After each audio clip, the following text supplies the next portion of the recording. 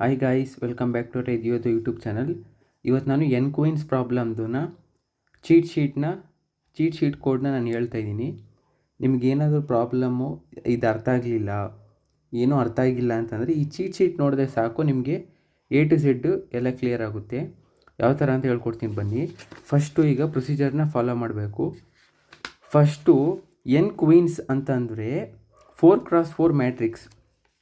4x4 ಮ್ಯಾಟ್ರಿಕ್ಸ್ನ ನೀವು ಯಾವ ಆಲ್ಫಾಬೆಟಿಂದನೂ ನೀವು ರೆಪ್ರೆಸೆಂಟ್ ಮಾಡ್ಕೋಬೋದು. ಫಾರ್ ಎಕ್ಸಾಂಪಲ್ ಇಲ್ಲಿ ನಾನು S0 ನಾನು ರೆಪ್ರೆಸೆಂಟ್ ಮಾಡ್ಕೊಂಡಿದ್ದೀನಿ, ಸರಿನಾ? S0 ನಾನು ರೆಪ್ರೆಸೆಂಟ್ ಮಾಡ್ಕೊಂಡಿದ್ದೀನಿ.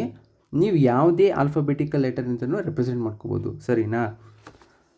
4x4ನ ನೀವು ಮ್ಯಾಟ್ರಿಕ್ಸ್ನ ನೀವು ಕನ್ಸ್ಟ್ರಕ್ಟ್ ಮಾಡಬೇಕು. ಯಾವುದು ಈ ಥರ ನೀವು ಕನ್ಸ್ಟ್ರಕ್ಟ್ ಮಾಡಬೇಕು. ಕನ್ಸ್ಟ್ರಕ್ಟ್ ಮಾಡಿದ್ದೀರಲ್ವಾ, ಕನ್ಸ್ಟ್ರಕ್ಟ್ ಮಾಡಾದಮೇಲೆ ನೆಕ್ಸ್ಟ್ ಸ್ಟೆಪ್ ಬಂದು ಏನು, ಕ್ವೀನ್ ಪ್ಲೇಸ್ಮೆಂಟ್ನ ನೀವು ಮಾಡಬೇಕು. ಯಾವ ಥರ ಅಂತಂದರೆ ಹೇಳ್ಕೊಡ್ತೀನಿ. ನೀವು ಕ್ವೀನ್ನ ಈಚ್ ರೋನಲ್ಲೂ ನೀವು ಪ್ಲೇಸ್ ಮಾಡಬೇಕು. ಫಾರ್ ಎಕ್ಸಾಂಪಲ್ ಫಸ್ಟ್ ರೋನಲ್ಲಿ ಫಸ್ಟ್ ಕಾಲಮಲ್ಲಿ ಕ್ವೀನ್ 1 ಪ್ಲೇಸ್ ಮಾಡಿದ್ದೀನಿ. ಫಸ್ಟ್ ರೋನಲ್ಲಿ ಸೆಕೆಂಡ್ ಕಾಲಮಲ್ಲಿ ನಾನು ಪ್ಲೇಸ್ ಮಾಡಿದ್ದೀನಿ. ಫಸ್ಟ್ ರೋನಲ್ಲಿ ಥರ್ಡ್ ಕಾಲಮಲ್ಲಿ ನಾನು ಕ್ವೀನ್ 3 ಪ್ಲೇಸ್ ಮಾಡಿದ್ದೀನಿ. ಫಸ್ಟ್ ರೋನಲ್ಲಿ ಫೋರ್ತ್ ಕಾಲಮಲ್ಲಿ ನಾನು ಕ್ವೀನ್ 4 ಪ್ಲೇಸ್ ಮಾಡಿದ್ದೀನಿ, ಸರಿನಾ? ಈ ಕ್ವೀನ್ ಪ್ಲೇಸ್ಮೆಂಟು ಇಲ್ಲಿಂದ ಇಲ್ಲಿವರೆಗೂ ಕೂಡ ನೀವು ಯಾವ ಥರ ಪ್ಲೇಸ್ ಮಾಡಬೇಕು ಅಂತಂದರೆ, ಎರಡು ಕ್ವೀನ್ಗಳ ಮಧ್ಯೆ ಯಾವುದೇ ಕಾರಣಕ್ಕೂ ಜಗಳ ಆಗಬಾರ್ದು ಅಂತಂದರೆ ಪ್ಲೇಸ್ಮೆಂಟ್ ಇಶ್ಯೂ ಆಗಬಾರ್ದು. ಈ ಕ್ವೀನು ಇಲ್ಲಿ ಪ್ಲೇಸ್ ಆಗಿದ್ದರೆ ಬೇರೆ ಕ್ವೀನು ಇನ್ನೆಲ್ಲೋ ಜಾಗದಲ್ಲಿ ಪ್ಲೇಸ್ ಆಗಿರ್ತದೆ, ಸರಿನಾ? ಆ ಕ್ವೀನ್ ಪ್ಲೇಸ್ ಆಗಿರೋ ಜಾಗದಿಂದ ಇನ್ನೊಂದು ಕ್ವೀನ್ಗೂ ಈ ಕ್ವೀನ್ಗೂ ಎರಡರೂ ಜಗಳ ಆಗಬಾರ್ದು. ಆ ರೀತಿ ನೀವು ಪ್ಲೇಸ್ ಮಾಡಬೇಕು, ಸರಿನಾ? ಇದು ಸ್ಟೆಪ್ 2 ಹೇಳ್ಕೊಡುತ್ತೆ. And then step 3, see carefully neglect diagonal element and respected entire row and entire column. ಅಂದರೆ ಈಗ ಹೇಳಿದ್ನಲ್ಲ ಯಾವ ಥರ. ಫಾರ್ ಎಕ್ಸಾಂಪಲ್ ಕ್ವೀನ್ 1ನ ಈಗ ನಾನು ಪ್ಲೇಸ್ ಮಾಡಿದ್ದೀನಿ ಅಂದರೆ ಈ 4x4 ಮ್ಯಾಟ್ರಿಕ್ಸಲ್ಲಿ ಕ್ವೀನ್ 1ನ ಪ್ಲೇಸ್ ಮಾಡಿದೆ.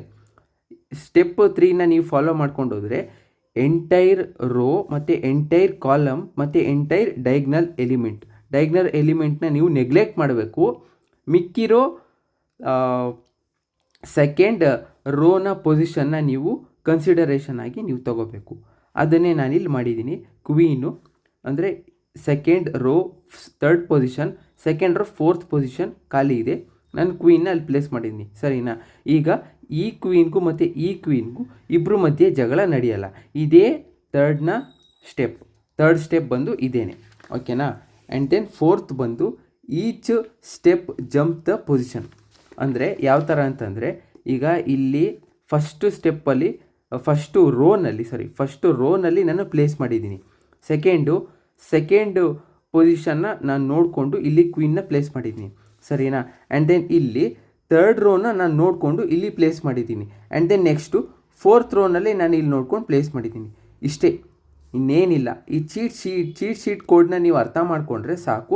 ಎನ್ ಕ್ವೀನ್ಸ್ ಪ್ರಾಬ್ಲಮ್ಮು ತುಂಬ ಈಸಿಯಾಗಿ ಹೋಗುತ್ತೆ. ಇದು ತುಂಬ ಈಸಿನೇ. ನೀವು ಚೀಟ್ ಶೀಟ್ನ ಕರೆಕ್ಟಾಗಿ ರಿಪಿಟೇಟಿವ್ ಟೈಮ್ಸಲ್ಲಿ ನೋಡಿದ್ರೆ ನಿಮ್ಗೆ ಅರ್ಥ ಆಗುತ್ತೆ.